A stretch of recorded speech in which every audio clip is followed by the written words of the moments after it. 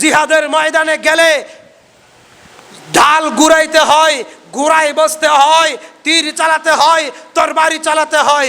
এই কথা তো আল্লাহর নবী আমিও জানি, কিন্তু আমি দুধের সন্তান কেন দান করলাম সেটা তো আপনি শুনবেন। জি তুমি বলো।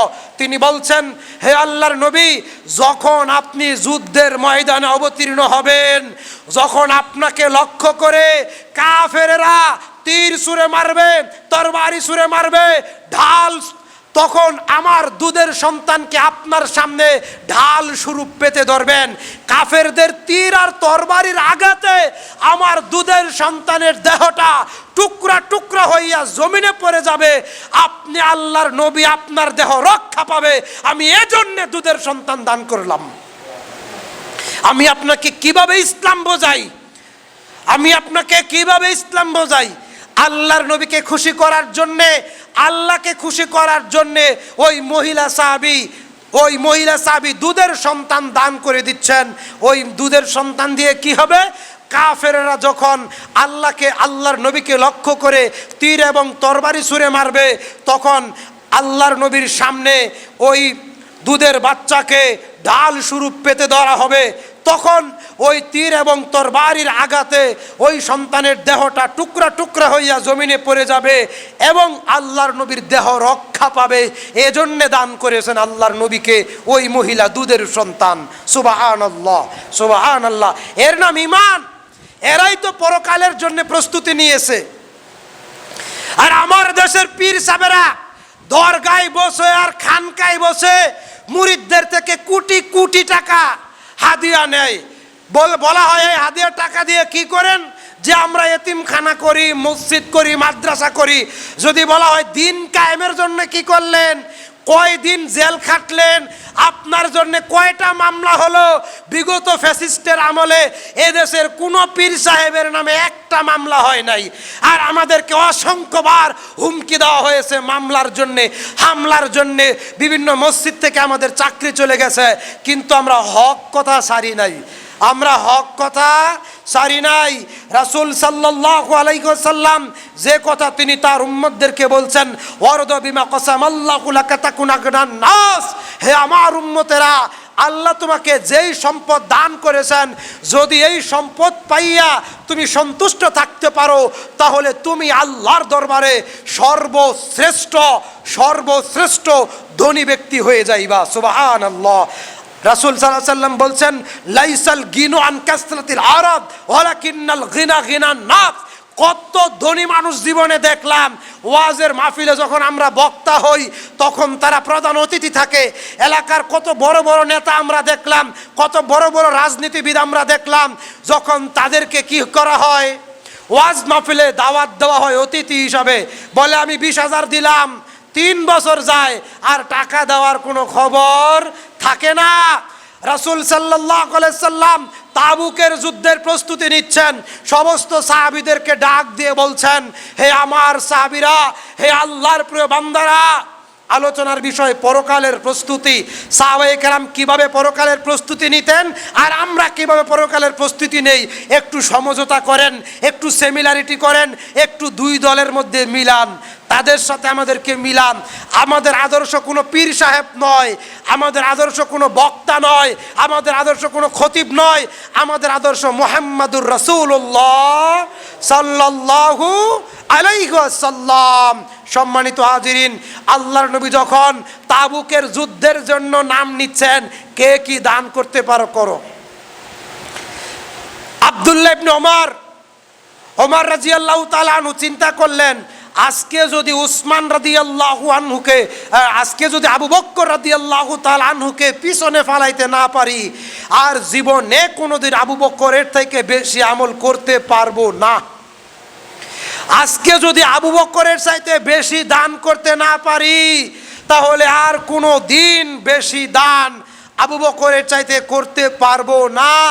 আবু বকরের শানে মুহাম্মদ সাল্লাল্লাহু আলাইহি সাল্লাম যে একটি বাক্য বলছেন, পৃথিবীর সবার ঈমান, পৃথিবীর সবার আমল, পৃথিবীর সবার দান মিজানের এক পাল্লায়, আর আবু বকরের ঈমান, আবু বকরের আমল, আবু বকরের দান মিজানের আরেক পাল্লায়। সুবহানাল্লাহ। কেন আবু বকরের এত মান? এই যে দেখেন, এই জন্যই আবু বকরের এত মান।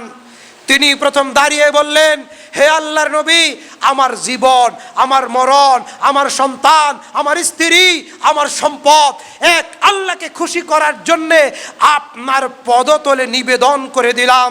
হে আল্লাহর নবী, আমার বাড়িতে যা সম্পদ আছে, আমার বাড়িতে যা সম্পদ আছে, আমার যত স্থাবর সম্পদ আছে, আমার যত অস্থাবর সম্পদ আছে, আল্লাহর নবী আপনাকে আর আল্লাহকে বাড়িতে রেখে আমি সব দান করে দিলাম। কথা কি বুঝেন? আমার কথা কি বুঝেন? বুঝেন না, বুঝেন না।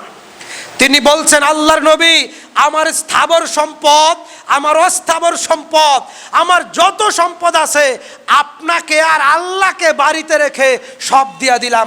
অর্থাৎ ইমান ঠিক রেখে দুনিয়ার সম্পদ দিয়ে আমার কি হবে? দুনিয়ার সম্পদ দিয়ে আমার কি হবে? আমার পরকাল দরকার, আমার জান্নাত দরকার, আমার পরকাল দরকার, আমার জান্নাত দরকার। এই কথা আবু বকর রাদিয়াল্লাহু তাআলা আনহু বলতেছেন আর কাঁদতেছেন, বলতেছেন আর কাঁদতেছেন। আল্লাহর নবী আল্লাহকে বাড়িতে রেখে আর আপনাকে বাড়িতে রেখে সবই দিয়া দিলাম। সুবহানাল্লাহ। ওসমান রাদিয়াল্লাহু তাআলা আনহু বলেন, আল্লাহর নবী, এই তাবুকের যুদ্ধে যত সদস্য হবে, এই তাবুকের যুদ্ধে যত সৈনিক হবে, এই তাবুকের যুদ্ধে যত মানুষ অংশগ্রহণ করবে, মুসলিম মুজাহিদ, তাদের 3 ভাগের 1 ভাগের খাওয়া খরচ, তাদের 3 ভাগের 1 ভাগের সংসার খরচ, তাদের 3 ভাগের 1 ভাগের যুদ্ধের সমস্ত সরঞ্জাম, যত দিন যুদ্ধ চলে আমি উসমান বহন করব। কথা কি বুঝেন? আর যদি আপনাকে বলি অজুখানা ভাঙতে হবে, অজুখানা তৈরি করতে হবে, আপনি দান করবেন। যদি বলি যে কিতাব কিনতে হবে, দান করেন। যদি বলি মসজিদ ভেঙ্গে বড় করতে হবে, দান করেন। যদি বলি দিন প্রতিষ্ঠার জন্য জিহাদ অংশগ্রহণ করতে হবে, দান করেন। তখন বোঝা যাবে আপনার ইমান। ওসমান রাদিয়াল্লাহু তাআলা আনহু বলছেন, আল্লাহর নবী, এই তাবুকের যুদ্ধে যত লোক অংশগ্রহণ করবে, যত দিন যুদ্ধ চলবে, তত দিন তাদের সৈনিকের সংসারের পুরা খরচ আমি উসমান বহন করে নিলাম। সেদিন সৈনিক সংখ্যা 30,000, সৈনিক সংখ্যা 30,000। তিনি বলছিলেন 3 ভাগের 1 ভাগ, তাহলে 10,000 লোকের 3 মাস যুদ্ধ চলছে। 10,000 লোকের 10,000 লোকের খাওয়া খরচ, 10,000 লোকের যুদ্ধের সরঞ্জাম, ঘোড়া অথবা উট, তারপরে তীর, তারপরে ঢাল, তারপরে যুদ্ধের পোশাক, তারপরে তাদের খাওয়া খরচ আর তাদের সংসার খরচ। উসমান রাদিয়াল্লাহু তাআলা আনহু এইভাবে দান করে পরকালের প্রস্তুতি নিয়েছেন।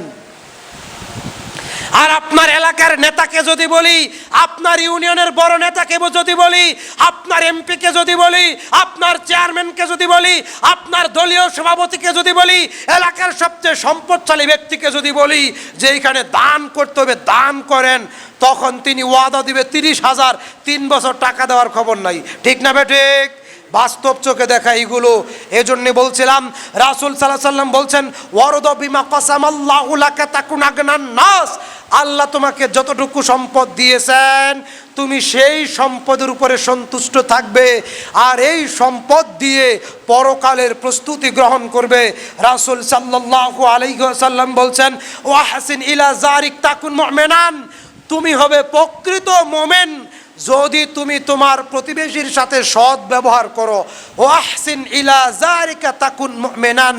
তুমি হবে শ্রেষ্ঠ মুমিন, তুমি হবে শ্রেষ্ঠ মুমিন, তুমি হবে শ্রেষ্ঠ মুমিন। কি করলে? যদি প্রতিবেশীর সাথে ভালো আচরণ করো। এখন একটা লোক নামাজ পড়ে, মসজিদের খেদমত করে, হজও করছে, কিন্তু প্রতিবেশীকে গালি